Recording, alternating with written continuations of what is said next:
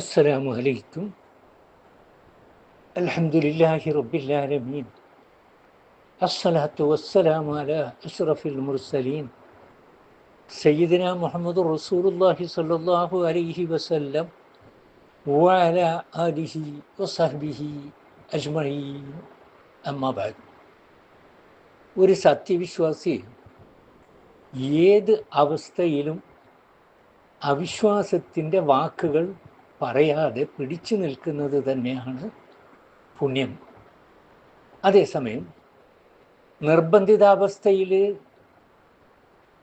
അങ്ങനെ പറഞ്ഞു പോയവർ, അവരെ നമുക്ക് ആക്ഷേപിക്കാൻ പാടില്ല. അള്ളാഹുവും നബി സല്ലല്ലാഹു അലൈഹി വസല്ലം തങ്ങളും നൽകിയ ഇളവാണ് അത്.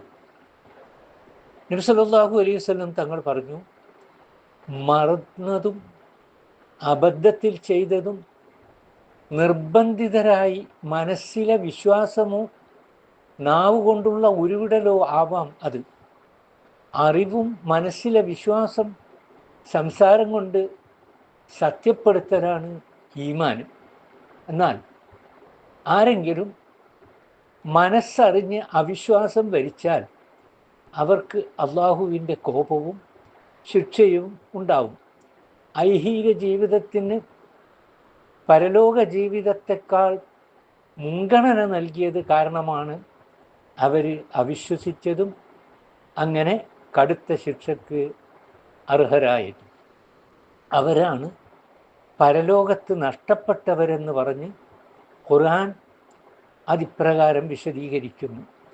അള്ളാഹുവിൻ്റെ കോപം അവരുടെ മേൽ നിർബന്ധമായി.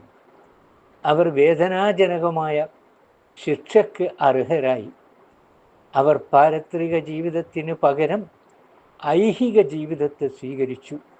അള്ളാഹു അവരെ സന്മാർഗത്തിൽ നിന്നു തടഞ്ഞു.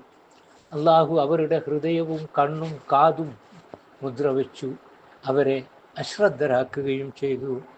വാഖിറു ദഅ്വാനാ അനിൽ ഹംദുലില്ലാഹി റബ്ബിൽ ആലമീൻ. അസ്സലാമു അലൈക്കും.